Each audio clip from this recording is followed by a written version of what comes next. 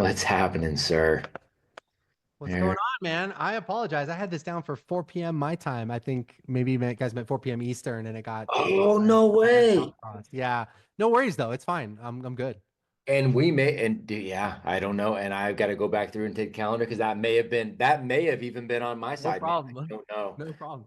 I'll just Man, I'll have to record your webinar after this instead of before, so it's all you're good. awesome, dude. Oh, man, thank you. Yeah. Thank you. I'm so glad you had to jump in here, man. I'm so sorry. That may have that absolutely may I it would not be the first time I've messed up a time zone thing.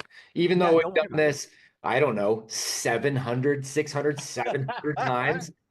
That still happens, man. So very much maybe on me, man. I'm so sorry if that is the No case. worries. No worries. No worries. Well, man, thanks for hanging, man. And if you've got to cut stuff short, I get it. We normally go for about an hour, but if you've got it, I'd love to rock it with you, man. If that's still good. Yeah, absolutely, man. I'm good. I'm good until about I'm good for the next couple hours. So whatever we need. You're awesome, man. Yeah, we'll go for an hour if that's okay with you. You and I will chat it up a little bit. We want to talk all things Russ. We want to talk all things COD, and we'll let some of these guys come in and a bunch of my favorite humans from around the world. They'll come in for a little Q&A too, man. So I'm gonna do the spotlighting. Let's get you in here. I'll get myself right here next to you, and we will party on that, dude. I feel horrible if that's the case. First of all, though, No, how's no, no, dude, don't worry about it. It's fine. We're good. Feel good? bad to keep you guys waiting. No, no. Man, we got good guys, good conversation. That's easy. How's the fam? Before we even jump in, how's everybody feeling? I know you got a bow. You got people got sick. Yeah. I know you had We're I know you so had a sick death in the last week. family too, which I'm sorry about the death. Sorry to hear about the loss. Thanks, man. Yeah, we went to my cousin's memorial. I mean, he was, 75, and he was having some health challenges, so it's not like he was like my age, but it's always rough. But yeah, when we came back, I don't know what the hell we got infected with up in Napa Valley, but my whole family, me, my wife, the four kids, were just laid out for like the whole, it was gross. Just like That's we the were worst, dude. we were subhuman Worst. for the entire week. That is the worst, man. My brother's a firefighter in Napa. I'm gonna blame him. I don't know why, but I'm gonna blame him. He's I up thought there. it might be his fault. It was probably I will let him know. Yeah, it absolutely is. Well, no, good. I'm glad you guys are feeling better, man.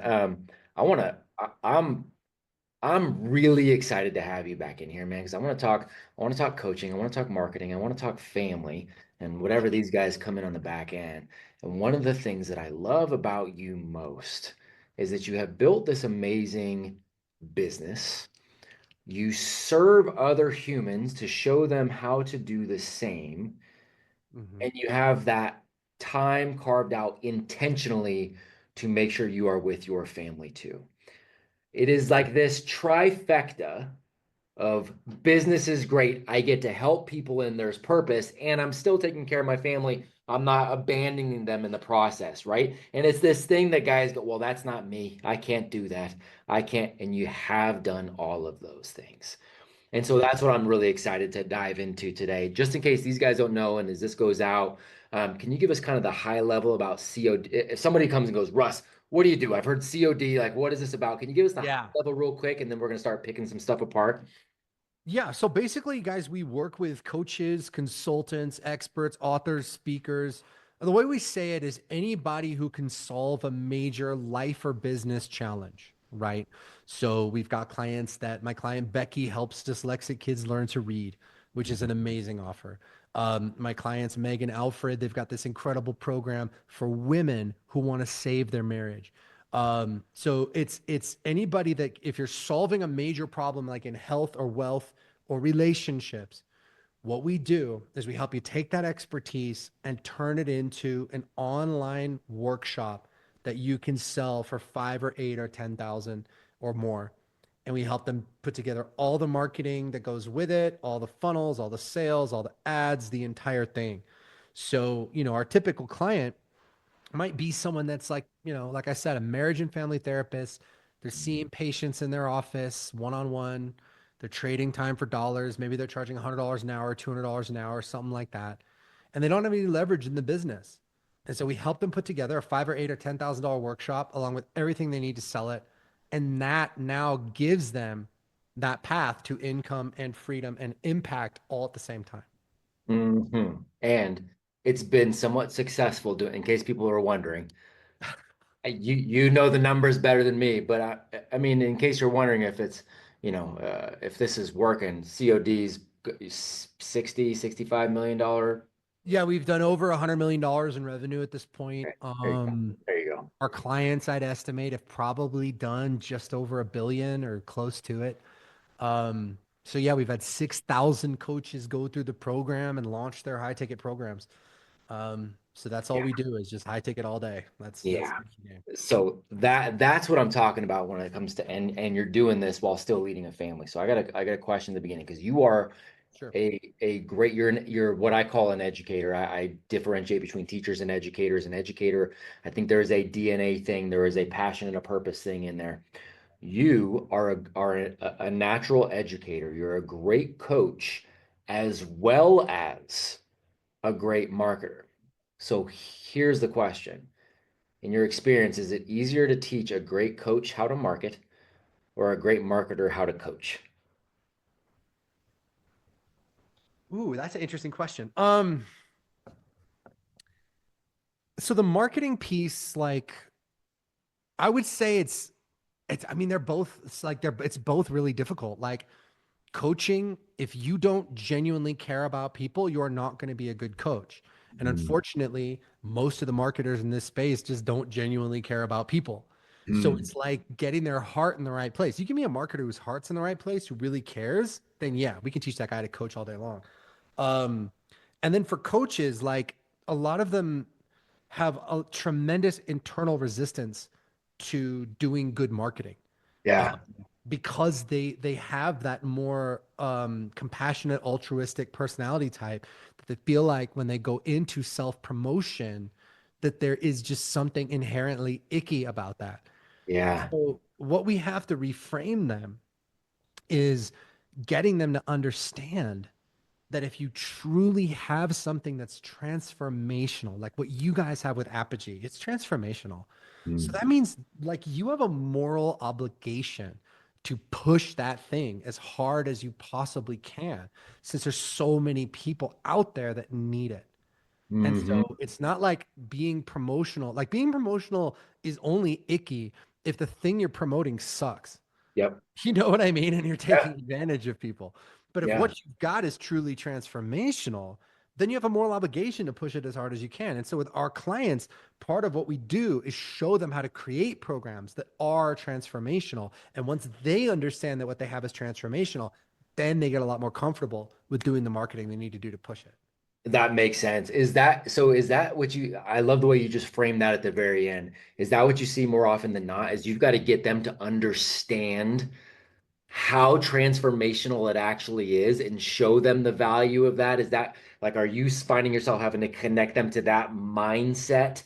And then once you can connect them to that mindset, then they're okay pushing that? Is it a mindset game more than anything? Oh, 100%, 100% it's mindset. And by the way, man, I resisted that for a really long time because Yeah. I consider myself a marketing strategist, right? And I first started my company. I thought, look, man, I give people the best strategy for ads, the best strategy for their marketing, the best strategy for their sales copy, and they're good. And that was ridiculously naive. So, like, what we realized is that where people get stuck is fear and self doubt Yeah. and overwhelm and not understanding the value that they have. You know, I mean, even we have this thing with our clients, we call it the $100,000 month freak out. And what happens is like we get people to their first $100,000 month and as a strategist, I'm like, bro, we did it. We won. We were there. They freak out because maybe no one in your family has ever made more than $80,000 in a year and you just made $100,000 in a month. And it's Yeah. like, oh God. And it's just like all this stuff pops up. So, anyway, long story short, what I had to do is go out there and recruit some of the best mindset and performance coaches on the planet to Mm, sort of augment the strategic piece because we realized that the real enemy is fear and self doubt and self sabotage. And a lot of this stuff has been programmed into us when we were kids. It's hmm, not the how. And they all need the how, don't get me wrong, but that's not what really trips people up. hmm. Yeah, it's that fear. So, Self-doubt. Oh, so you went two places that I want to go. One on the recruiting of the team side, but before we get there, you mentioned that 100K. So I'm going to speak out of experience too. I know the first, I mean, I didn't make a lot of money for a long time. I lived when we first had our first child, we were in California. We lived in El Dorado Hills, which, if you know anything about California, is not an inexpensive place. I made $31,000 that year, and we brought my wife home to take care of my baby. That's not an easy gig, right? And so starting to transform, starting to launch my own things. I remember the first time I hit, nobody in my family had ever made six figures. I remember the first time I hit six figures and I went, oh my gosh, okay, cool. I guess I made it. I guess I made it because I hit six figures. I'm all, but what I found was I went a couple years of just about stagnant, right about that same six figures. And I had beaten this level, but I had forgotten to move on to the next level too, right? So this cycle of fear, once I hit this, it was almost like I revisited and went, yeah, but I'm not the guy that makes 250. I'm not the guy that makes 500. I'm not the, like, that's not me, right? I had recapped it. Do you find yourself with clients having to go back through too and go, hey, right? It's not necessarily the same how, but that mindset, we got to get that in that. Yeah, I mean, everybody has their internal Yeah. barrier for what they think is a lot of money, like quote Yeah. unquote a lot of money. Now, for me, that that barrier was set pretty high because my background was in acting and I Hmm. wanted to be, a movie star. So I'm comparing my life to like Brad Pitt's life. Right. So my Right. my my ceiling was set my ceiling was Yeah. set pretty high. But a lot of the people we work with, man, it's like, yeah, and the crazy thing is you think to yourself, man, if I could just make $100,000 in a month or whatever that number is, I wouldn't have any problems, right? Like, yeah, believe me, give me $100,000 this month, I'll figure the rest of the shit out. Yeah. But the truth is, you know, it's like a little time bomb. It's like a little landmine inside of you. For me, it was when my dad was still alive and I started making more money than my dad. That was that was really hard. And Mhm. he was so proud of me. Like he was so excited, but it felt weird. Mhm. It felt weird that I was the one planning the vacations now instead of him. You know what Mhm. I mean? So you Yep. never know what's there. You never know like what these little landmines are just sitting there in your subconscious. And sometimes it's not something bad that triggers them, it's something good. But you've Yeah. got to have the right support and foundation under you to coach you and guide you through that piece. So good, man. So when you're talking about building that tribe that is supporting all these other coaches who are doing amazing, amazing things and helping so many humans, you mentioned recruiting and getting those top tier individuals. How did you go about that? So the recruiting piece, and I mean finding the right people, because there's the strategy around, okay, right now I need a coach for this, and I need a coach for Yeah. this, right? I love what Alex always says about the unicorn thing. Like, look, you might not find a unicorn, but you might find somebody that's got a horn, and you might find somebody that's got a right, and you start putting them right. You're combining them together in this Avenger style. But it's Yeah. how are you looking for these top tier humans? Where are you finding them? What's your strategy around that? So I wish I had some like amazing hack or whatever, but the Yeah, truth is that what I found is that awesome people know other awesome people. so true. So I reached out to my friend Joe Williams, who was very deep in the Tony Robbins world. And I just said, hey, look, I got clients, they're scared, they're freaking out, they're overwhelmed, they're self-sabotaging. I was like, I don't know how to fix that. I just need to know how to like yell at people until they do what I want. I was like, I don't know how to coach them Yeah. through this shit. So I was like, who do you know that can help? And he introduced me to this amazing woman named Jane Jewell. And she got certified as a coach by Tony Robbins when she was 13. Her mother worked for Robbins and as like a secretary. And she was like, Mommy, can I do this coach certification? Tony was like, sure, kid, if you can make it out there, you can do the certification. So yeah, she got certified by Robbins when she was 13, worked only for Tony for 32 years um, Wow. as their head coach trainer, and then came to work for me exactly 10 years ago. Her anniversary was like a week ago. Um, and she just revolutionized the whole thing because she had worked with billionaires. She's one of those, she's been in that world for so long, coaching people at the highest level that whatever you want to achieve, Yep. she can get you there faster. You go, hey, Jane, I want to be world sumo wrestling champion. She doesn't need to know anything about sumo wrestling, but she'll get your psychology right so that you get there faster. That's so So rad, man. And that you're really right. just cracked it all open. You're right. I mean, it's the network does matter, and good people will find you when you're doing good things too. And you start to see that everybody on the tip of the spear is small for a reason. And you see a lot of the same humans crossing those borders. Where'd you find Mark? Was Mark that was with the company for a long time? What, you freeze up? It's frozen for you guys too, yeah? Okay. Yeah, it's looking like he's frozen, man. Okay. All right. See if we'll get him. I'm Yeah. sure So he'll. Monk, Jane, Oh wait, he's coming back. Yeah. Matt, can you hear me, man? There we go. We got you back now. Okay, great. Sorry. No, no, you're good.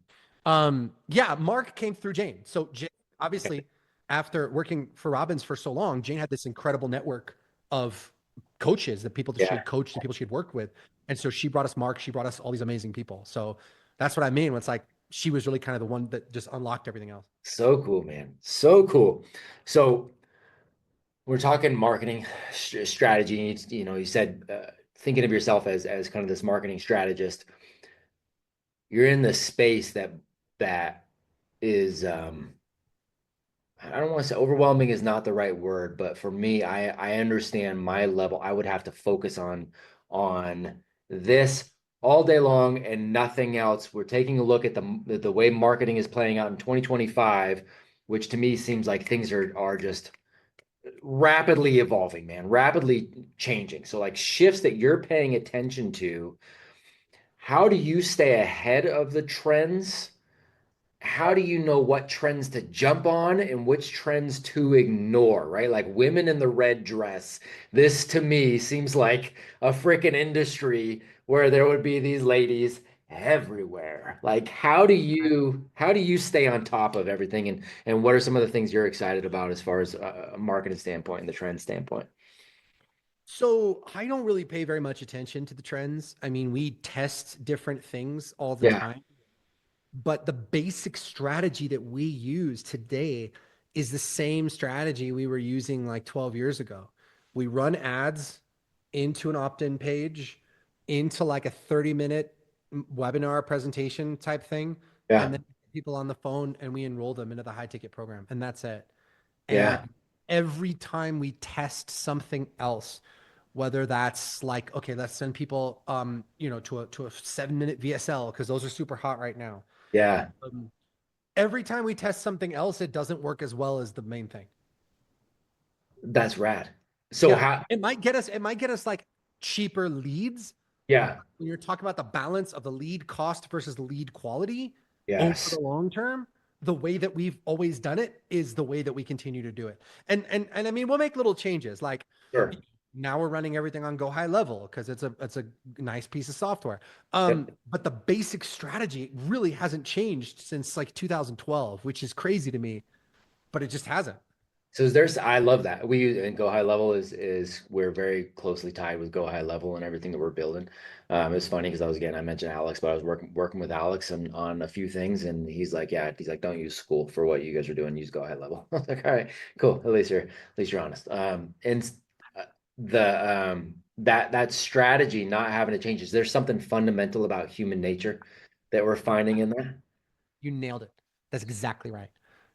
The technology is going to change, period. Yeah, Like maybe 5 years from now, instead of you sitting there watching watching me and Matt, on Zoom, it'll be like a little hologram of yeah, us, in your living room or something, right? Like who knows, right? So the technology is going to change. But at the end of the day, what doesn't change is human nature and human psychology. And so when you understand the bedrock fundamental principles that, make somebody, reach in and pull out their credit card and buy something, and you understand those psychological principles, then the medium that you're using mm, becomes just less and less important. yep, You know what I mean? I yep, mean, it's all about understanding the human psychology. So there's a really famous quote, and you probably know what it is, and I'm gonna absolutely butcher it. but it was someone that like the man who understands the principles can select his own methods. Mm. Everyone is so focused on, methods that they neglect the principles. But when you understand the principles, then you can choose your own methods. Yep. Yep. You know what I mean? It's like Michael Jackson. Like I heard, randomly stumbled across this thing on the internet the other day where Michael Jackson was coming up with like Billie Jean, and he was like, and Yeah. it's like he didn't really have it quite figured out yet. Yeah. But it's like that guy is just gonna make amazing music no matter Yeah. where he is, no matter what he does, no matter what the technology is. It's because it's in his head. That's right. That's such an interesting example too. I love that G's got his hand up, and G, I'm gonna get you in just a second. You'll be the first one because he's a genius entrepreneur, and he's also a musician. And that what you just used right there, so interesting, dude, because that's a fire aim ready mentality. I've got them. I've got the principles. I've got the principles, so I can figure this out as I go. I heard a story the other day about Phil Collins. He's got a song called Susu Studio. And I was like, what does that even mean? I looked it up and it was like, it meant nothing. It was literally just something that blurted out of his mouth during a recording accidentally. And he's like, I'm just gonna make it work. And it became one of his most famous songs. Like, Yeah. it doesn't even make a freaking lick of sense, No. but he understood the principles of creating music. That's so freaking fascinating. Okay, before I get G in, before I get these other guys in too, I want to again hit the concept of the fact that you also have a family Yes. and you are devoted to that family. And a big part of the way you coach and lead is look, we want you to have this business so that you can have purpose, so that you can go help others. You're morally obligated to help others. And hey, by the way, don't forget that you're morally obligated to lead that family too. And you got to have the time for them, right? Was that something you learned the hard way, putting the family to the side? Or is that something you were able to keep in check throughout your own journey? And then as far as the how for these other entrepreneurs, how are you relaying that message to them? So for me, I had this incredible example in my dad who passed away in 2021. Um, but family was everything to him, and he owned his own business and he was a successful guy. Um, but I just had that baked into me at a very, very young age where I would literally come home from college every weekend because I went to UCLA. My family lived in Orange County. It's about 45 minutes away. I would come home from college every weekend to hang out with my dad and my brothers. And we would have like Ruffino family fun day, right? Every Sunday. So I'm not like, partying or doing this or doing that. It's like, no, there's nowhere else I'd rather be than hanging out with my dad and my brothers. And so that was just installed in me and it informed everything going forward. I have, no offense, guys, the best wife on the planet. She's amazing. And we love to be together. Like she'll be like, Russ, I have to go to the DMV. I'm like, great, I'll go with you. Like to the Yeah, freaking DMV where nobody wants to go. But I'll yeah, go with her just to hang out with her. yeah. Uh, and so we really love each other. And then when we have kids, our kids got wrapped up in that too. And it's just the most important thing. Like, you're not going to take any of the money with you. The only reason you're making money is to create the space to be with the people that you love and to create amazing experiences with the people that you love. Hmm. Nothing else matters. I mean, beyond like a certain subsistence level, Yeah, nothing else matters. And yep. so for me, what drives me is, okay, great. How can I make a bigger impact in the world, knowing that I'm going to make more money doing that? And then I can use that money to create more experiences with the people that I love. And that's just the kind of like the flywheel of like my whole life.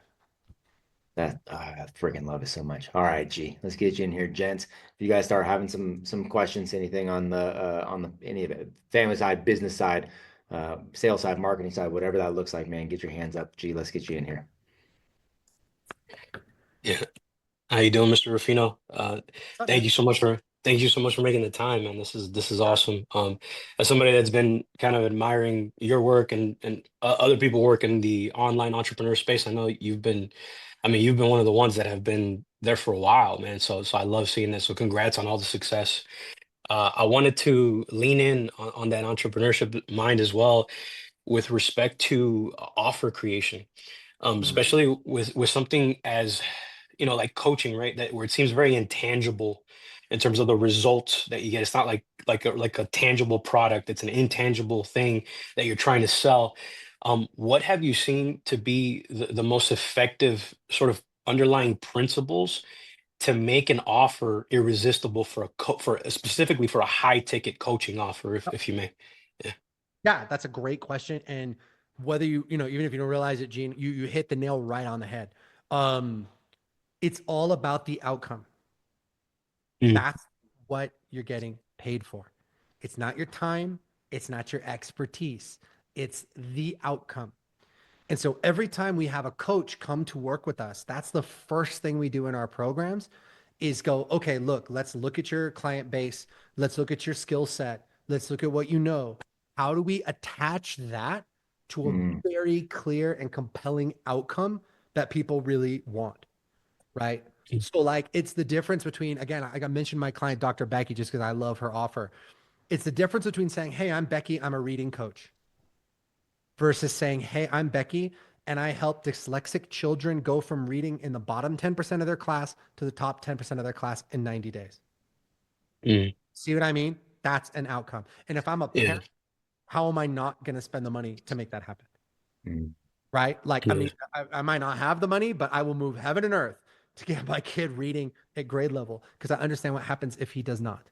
mm, Right. So with all of our clients, like the last thing, if you want to be a high ticket coach, you never want to be like, oh, I'm a relationship coach or I'm a business coach or whatever. You always want to tie what you do into that ultra specific outcome. And then once you know what that is, then we can talk about, all right, well, who are the people who really need that outcome? And now we've got the basics of an offer. I help Mm, this group of people achieve this outcome so that they can enjoy this benefit. And that's the genesis of everything. That's where it all starts. So when someone comes to work with us, that's the first thing we have to put together because everything, the marketing, the sales, the ads, everything is downstream from that outcome. So if the yeah. outcome is vague, the marketing is going to be vague and it's not going to be good. But if the mm. outcome is really clear and sharp, the marketing is going to cut like a razor, which is what we want. Yeah, that makes sense. The clarity of outcome, and yeah, even in my own entrepreneurial, I mean, Matt knows because we've had these conversations before as well. And yeah, every time I'm vague and all that, and it always just boils down to that. It also makes me think, Matt, on the Apogee side, right? Like, how do we fill Mm, that, like all the verticals that we're offering, like how do we fill those components to be very clear on the outcome that mhm. comes out at the end, right? So, yeah, it's 100%. really good. Thank you, sir. Appreciate it. Got it, man. Yeah, 100%. that's like the fundamental things. You nailed it with that question, man. Yeah. And that specificity. So correct me if I'm wrong, Russ, but I feel like I remember there was a gentleman who just killed it with a course on achieving like a handstand Yeah, or Brian. something, right? Wasn't there? Because again, Uh-huh. very specific outcome that people Yep. were really wanting to get. And like he crushed a handstand course. He did it was how do you do like a, what he called a press up into a handstand, like Okay. sitting Yeah. on the ground, and then you kind of like and you just like do go from sitting on the ground into like a handstand. So when you see him do it, it looks really cool. And Yeah. so it was like anybody who was interested in fitness, anybody who wanted to be an influencer, anybody wanted to be like a fitness influencer. That's one of those things where like if you can have a little gif of yourself on your Yeah. Instagram doing that, Yeah. it says everything that needs to be said. It's like, okay, this guy knows fitness, you know? Yeah. And I Um, mean, and the yeah, he dude put together a $7,000 program, I believe it was, to teach people how to do that and just crushed it. and crushed it. That's unbelievable, man. That's unbelievable. That just shows the like there are so many opportunities if you got that genuine heart, you got a skill set that you can transfer that way. Like Mhm. there's opportunity like crazy. Have you found it? And I wonder if this is different for men and for women in your experience. Have you found it more impactful showing people how to avoid the hell or avoid the pain or avoid the rock bottom? Is that more inspirational or is it more inspirational to get them to like paint the picture of achieving the heaven, achieving the outcome? Like which one is driving that human behavior most in your experience? So it usually flows from the offer itself. Um, Most offers will fall into one of those two categories, right? Like my offer, if I'm helping you build a 6-figure a month coaching business, that's definitely like a moving toward motivation, right? Mm, Whereas we had a client who was a health practitioner who helped people overcome IBS, irritable bowel syndrome. Now that's mm. like all you have to say. It's not Yep. like, oh, I'm going to help you overcome irritable bowel syndrome so that you can, I don't know, become a professional football player and have an Yeah, amazing yeah, life. yeah. It's like, no, no, no. It's enough to just be like, hey, you don't want to Yeah, have that problem anymore. yeah, totally. So, every offer is going to have some combination of that. Obviously, if you don't have a successful coaching business, you're trying to get away from, there's things you're trying to get away from. Um, but each offer is going to be primarily moving towards some amazing outcome or moving away from some terrible problem. And Yeah, that usually just flows from the offer itself. And it it's makes not like one is better than the other. It's just what's the outcome and what's the best way to frame that outcome in this particular case. makes complete sense, man. Yeah. Complete sense. Mr. Coker. Yeah, thanks, Russ, for being here. This is super, super interesting. So I'm trying to figure out. We have an Apogee campus, so an education campus, K through 12 private academy, right? Um, so I'm trying to figure out how to apply some of these principles to that because I do think there are some things that you can definitely apply to brick and mortar or local community-based Yeah. businesses. And so I want to go that direction. And then also in the back of my head, these numbers you're throwing out are making me want to start a side hustle coaching. Um, but yeah, I mean, so that basic structure, have you seen somebody try to apply that basic structure of, of get the lead in and either redirect them to, instead of just sending them to our general website that shows like Apogee Academy, here's what it is. Like, what about instead of them landing there, landing on that informational video? So instead of them searching through the website and pecking through and going through the FAQ, just here's a video. Here's who we are and here's what we stand for. And here's this outcome that we are trying to create for you. Yeah. So we have a very specific structure that we use. And here's another like core principle, right? Is once we know the outcome and once we know the who we're trying to work with, the next question is why the hell should anybody listen to us? Mm, Right? So like, you know, sometimes we have a client who has a bunch of letters after their name, and they've got, PhD, 5 PhDs from Yale or something like that, right?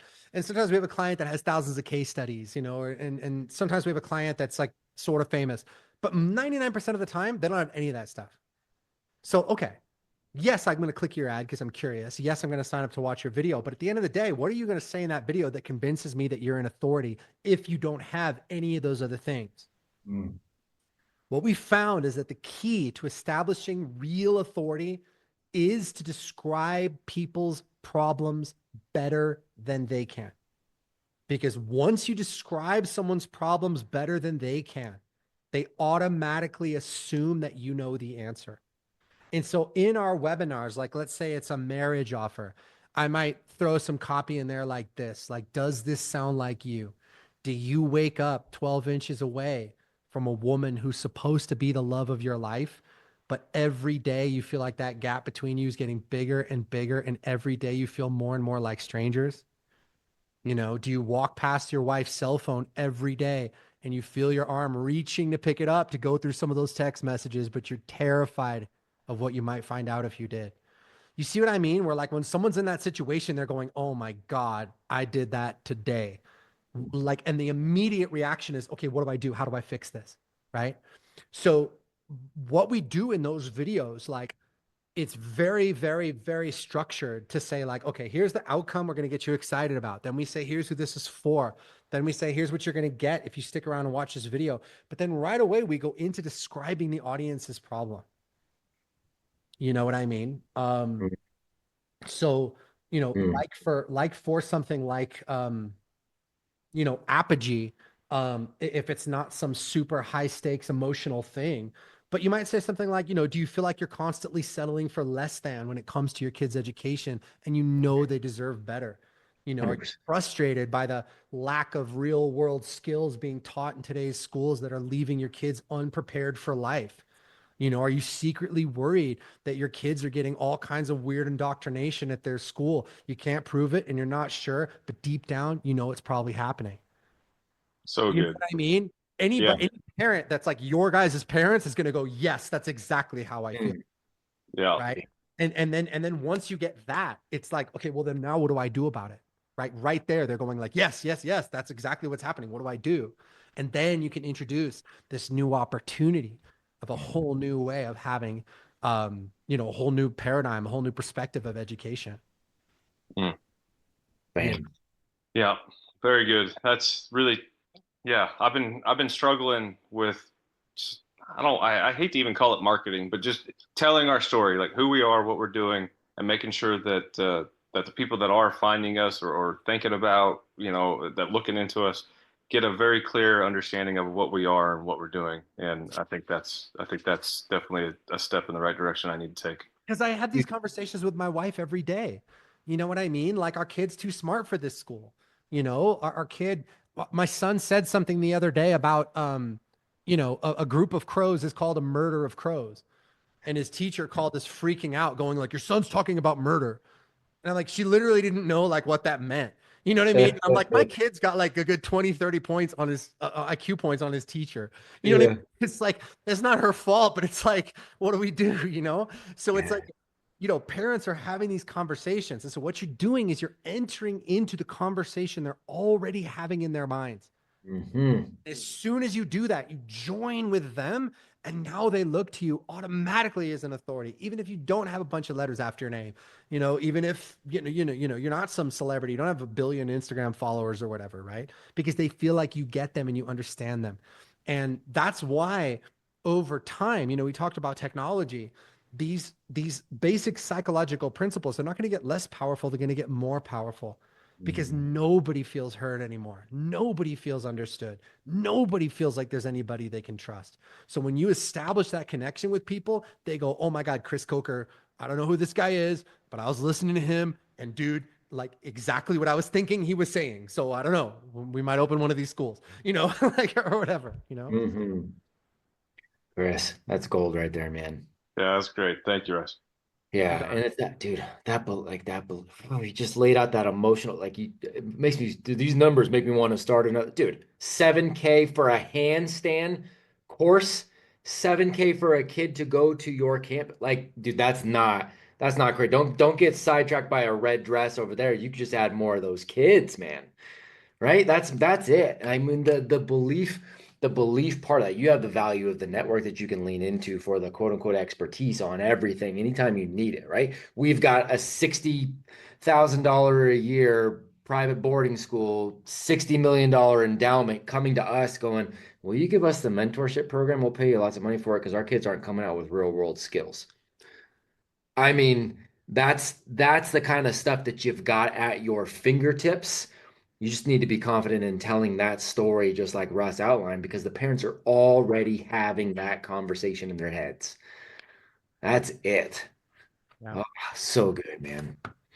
Yeah. Let's see. G, jump back in here.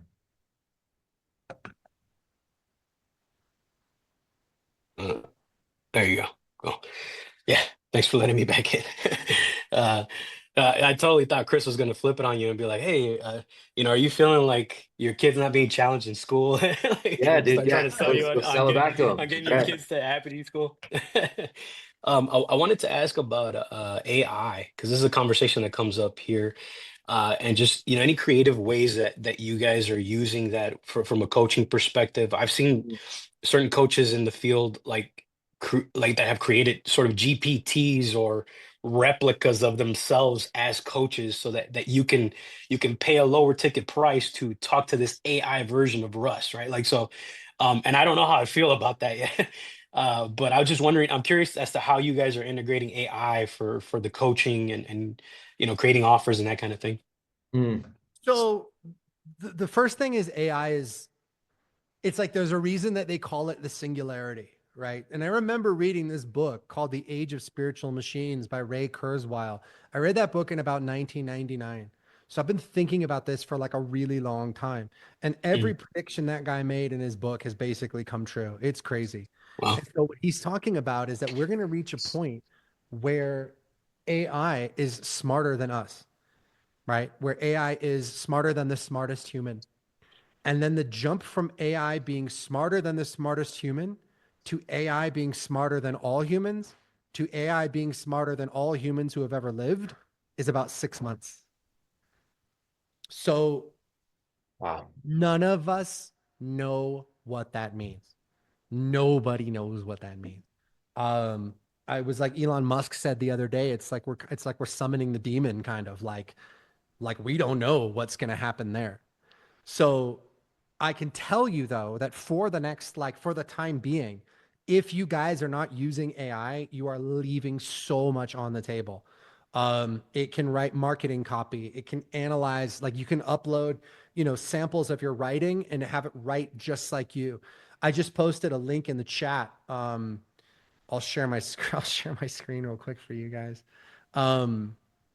This is this company Delphi, and they created this clone of me, right? And you can have full blown coaching calls with it.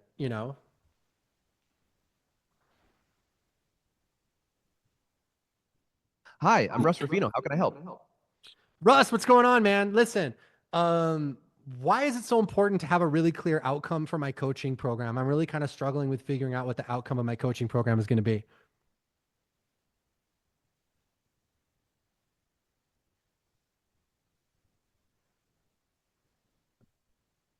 Man, this is such a big deal. Look, the outcome of your coaching program is everything. It's the foundation. Without it, you're just spinning your wheels. People don't pay for coaching, they pay for results. Yeah, sounds good. Anyway, so you can have a whole conversation with it. You can Great. have a conversation with it in any language, like Italian, like ciao, Russ, what's going on? Like it's crazy. So anyway, I just dropped that link in the chat if you guys want to play with it. Like it's free. We haven't put it behind a paywall or anything like that. But basically what we did was we uploaded all of our YouTube videos, all of our podcasts, like all the content we've ever created, and it basically became like this second brain. Yeah. Yeah, that's nuts. That's crazy. Yeah. Yeah, I caught my wife talking to it at like 2 a.m. last night. Yeah. There's nothing. But yeah, man, like as far as where it's going big picture wise, I mean, I can't think of any jobs that aren't going to get replaced by this thing. Yeah. A lot of people think, well, it's the blue collar jobs that are, in the most danger. And that's actually not the case. And the reason for that is because of robotics. Like Yeah. robotics are a little bit behind everything else. So eventually you'll be able to have like your plumber bot that comes to your house and does your plumbing or whatever, right? But it's going to be much faster to have a doctor that looks at your labs and interprets the labs and does a better job than the doctor. And so here's what's going to happen, guys. This is my prediction, right? So you can write this down. For the next 2 or 3 years, there's going to be so much AI generated content that people are going to put a premium on real human interaction, right? It's just like when you call customer service and it's like, welcome to Bank of America. How can I help you today? And you're like, credit card. And it's like, I'm sorry, I didn't understand you. Credit card. Like it sucks right now, right? And you want to talk to a real person.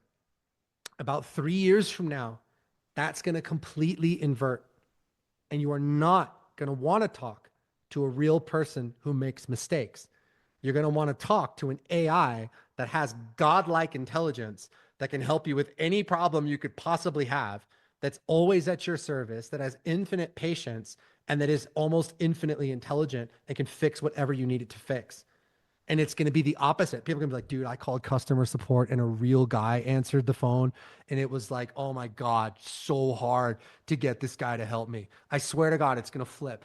Just like with online dating. Like I remember when I met my wife, it was 2007, before online dating was a thing. And people, if you met your wife online, they'd be like, oh yeah, we met online. It's kind of dorky or whatever, right? Now it's like everybody meets everybody online. And it flipped fast. The same thing's going to happen with AI, where you are going to prefer working with AIs more than you prefer working with real people. So interesting. That's wild. Yeah. Thank you for sharing that. That's awesome.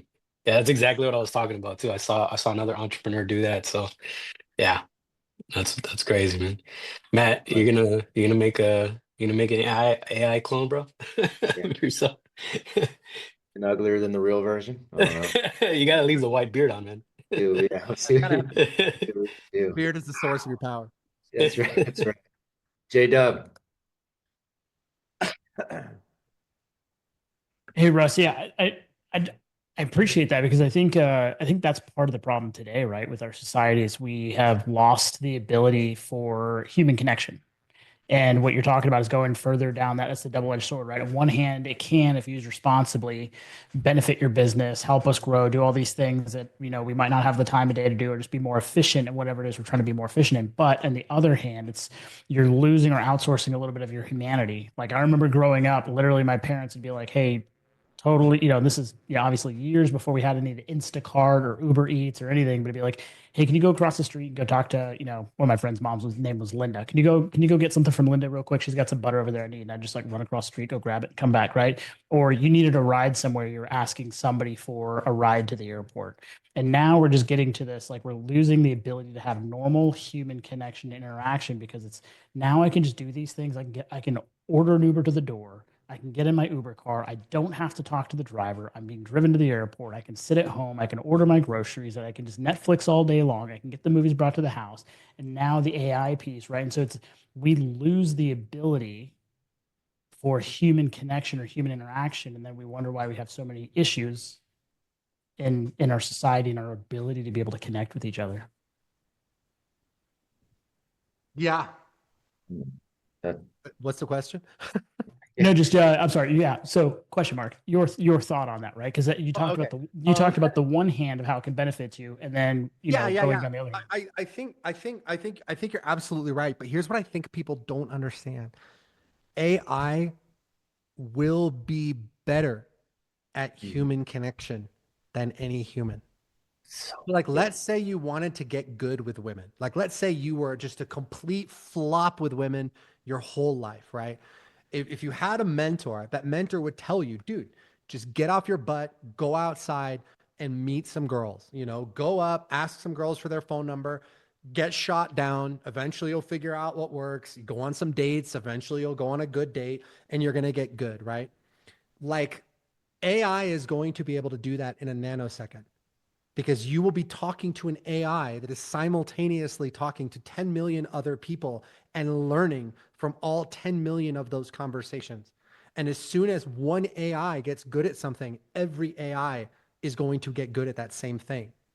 And so what you're going to have is imagine a entity that you can talk to that has infinite access to information, is infinitely intelligent, is supremely patient, that knows how to meet all of your emotional needs. It can sense when you need to be reassured. It can sense when you need, an attaboy. It can sense any of those things. It's managing your life. It's managing your schedule. It's helping you every step of the way. People are going to get addicted to those relationships because it will be easier, far easier to have a relationship with something like that than it will be to have a relationship with a real man or a real woman who has, who loses patience, who gets pissed off, who gets angry, who gets all these things. And so that's kind of the part that I feel like people aren't really realizing, that think of the most persuasive and charismatic person that you have. Now give that person infinite intelligence, infinite patience, and that person is 100% dedicated to helping you and making your life better. Yep. You know what I mean? Like people aren't like, so many people are not going to want to spend time with anyone else. Yep. Right? I think about all these guys that we know that are horrendous with women, right? They're never going to get anywhere with women. And it's like, I've got two choices. I can have an emotional relationship with this AI that's always there for me, that never judges me, whatever. Or I can go through all the blood and sweat and tears of trying to navigate things with like a real person. You know what I mean? Like for so many people, they're just going to not want to play that game. And that's not good. So I think what I'm saying is, I think you're absolutely right. AI is going to hurt human connection, but the reason it's going to hurt human connection is going to be better at human connection than humans are. I think that's kind of that. It's interesting to see where we go, right? We're obviously not going to answer it here, but in the pursuit to be better, in the pursuit to be more efficient, in the pursuit to just be great at everything and developing technology, It's almost like you have Darwinism where you believe in the natural evolution of things, but then also now, because we're in the pursuit of developing this technology, being better at everything, we're forcing our own kind of evolution, and kind of interesting to see where that goes. And just, yeah, it'll be interesting to see, one road, natural evolution, the other one, our own hubris potentially, and forcing that evolution, like, seeing what happens out of that in the nobody pursuit of being better. Right. Nobody knows where it's going, but I can tell you it's inevitable because nobody's trying to stop it. And even if you wanted to stop it, you would need all of humanity to decide to stop it at the same time. Like, we can't stop developing AI and let China keep developing AI. Right. They'll crush Right. us. Right. And then they can't be like, hey, you know what? We're going to back off on this AI stuff. You know what I mean? It's just like chemical weapons or biological weapons. Like, we're like, yeah, we don't have any biological weapons programs, but we absolutely do, because if we don't, the other guys will. So it's like there's no stopping it. It's just, this is what's going to happen. And I think all of us are just kind of along for the ride. It's unprecedented. Oh, Appreciate it, Russell. Thank you. there's some stuff for the debrief right there, J-Dub, huh? Right there. There's some stuff. And Josh, speaking of debrief, so we're going to honor time too. So you have the last one externally, Josh. Bring you in. Go for it, sir. Hey, Russell, I want to thank you for being here with us today. Turn my volume down if it's too loud for my thing. So I want to go back to talking about like the coaching program and stuff. Selling the outcome, and I think I was using Grok as my primary one that I've kind of been using. What I've tried to do is like look and see where the money's coming from and funding these AI operations, and then like, because we know that like God, like source creator, is behind kind of one of them essentially, and then maybe it's been around and it is a part of it, but then like there's also the negative and evil kind. So kind of figuring out how to use that for like the AI thing. But I've got like my goals. I had like a $20,000 a month goal, but now talking to you, then that seems very small. So I want to set my goal higher to like $100,000 a month. I had like broken down by like the program, the clients needed, leads to close, and then I got to like coming from like transitioning away from like my matrix job and things to like actually where I'm at to like go, instead of like, okay, I go, but then I'm going to run around and go back to here because I don't feel comfortable, but like now actually digging in and going all in. So I set up like a plan to find my man, to find out where to hang out, and then to like get a lead magnet would be like a 7-day, because I lead men to war against the weakness within. So it would be like a 7-day kind of free, like day 1, day 2, day 3, day 4, 7, and go through like an activity to like that would also show the result in that, and then go from there to kind of like trying to get leads into my like paid program, but then using that like little 7-day thing to like help to sell the outcome of what my program will help you achieve. Is that kind of like, or my two? What's the question on here, bud? I'm trying to discern what the question is. Oh, does it sound like I'm on the right track of selling an outcome by actually like having like this free thing to where like I'm able to get people in front of me and discuss like things that we're going to do in the program to change our lives? And then what was the outcome? It was helping men destroy to go to war against the weakness within. Okay. So what we try to do, guys, is with everybody, we try to say that an outcome is what we call a SAMO, SAMO, a specific, amazing, measurable outcome.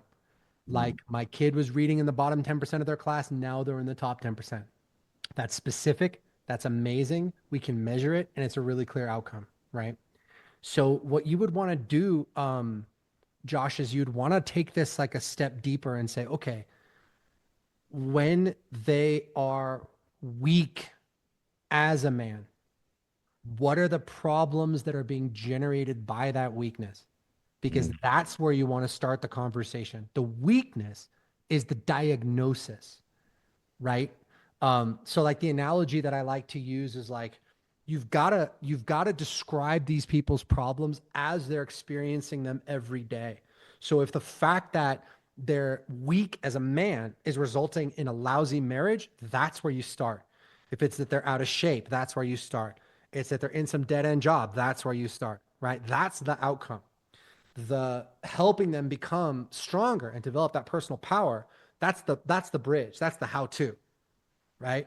So Absolutely. what you want to do is you want to aim this system that you have at a very, very specific life problem that they're experiencing in the moment. Maybe they're struggling with drugs. Maybe they're struggling with alcohol. Maybe they're struggling with porn addiction. Maybe they're struggling. Drugs and alcohol is kind of where more I would be focusing because that's where I have let's see, July will be 6 years sober from drugs and hard drugs and alcohol. And that's kind of where I'm like looking back what You start there. So then I help professional men overcome their addiction to drugs and alcohol. And I would suggest that you focus on guys that are successful, guys that have good jobs, guys that have to keep this secret and they can't just take off and go to rehab. If I'm the VP of marketing or the chief marketing officer for some company, I can't be like, yeah, I'm going to rehab for 2 months and I hope my job is here when I come back. So absolutely. we've had people have success with substance abuse programs by targeting those people. Otherwise, if you don't, you're going to get people that are like living in their parents' basement, and that's like its own problem. Absolutely. No, that's good because that's that whole pre-qualification issue that you were talking about earlier, right? And getting the cheaper leads, but they're not exactly the qualified leads that are going to be able to jump in. Yeah, Exactly. good stuff. And we'll talk about that a little more on the debrief too, JP. Thank you. Beautiful. Russ, it's freaking awesome, man. I love it. Anytime. I did not know we were going to go down the AI rabbit hole, but anytime we get to talk to you, man, I enjoy the heck out of it. I'm so grateful for what you do. I'm so grateful to get the opportunity to work with you as we're building all these things out. You're doing work that matters, and that's a big deal, man. Where does everybody go? We're going to put this out. Where does everybody go to find you and COD? And the most important question to us always is, how do we best support Russ and his family? Oh, thanks, man. Yeah, I mean, just come check us out, guys. It's just clientsondemand.com is the website. Come check it out. You got links to our training there. I'll drop a link to our training vault too. There's no opt-in or anything. If you guys want to go through some of the trainings about figuring out your outcome, I'm sorry, that's not it. It's clientsondemand.live/vault. Yeah, go to like that link right there, guys. If you copy paste that, there's a whole training vault in there that's going to walk you through how to create your high ticket offer, how to map it out. It's all free. There's no opt-in. There's nothing. So those are probably the best free resources I can give you guys. You're awesome, man. How do we best support you, brother? Nothing, man. Just keep doing your thing, dude. The more I learn about Apogee, the more I'm like, this is the coolest thing I've ever even. Just the fact that you had the guts and the vision to actually do this. Because, I mean, it's like everyone in the world's like, oh, education sucks, blah, blah, blah. But you know what I mean? Like, oh, public schools, blah, blah. Oh, But you actually did something about it. So the more I learn about it, the more just impressed and blown away I am. So no, I appreciate that so much. We got some of those guys that have been coming along with us right here. We got thousands more, man. So we're going to be getting this out, obviously internally to all of our thousands of people, but we're going to put it out there too on the podcast. I want to just spread the word. Excited to continue to work with you, brother. Again, sorry if that was my fault on the timing thing, which it very much could be. I apologize for that, but I know we got a lot of conversations to come, man, and I'm really, really grateful you're on the journey with us. awesome. Thanks, Matt.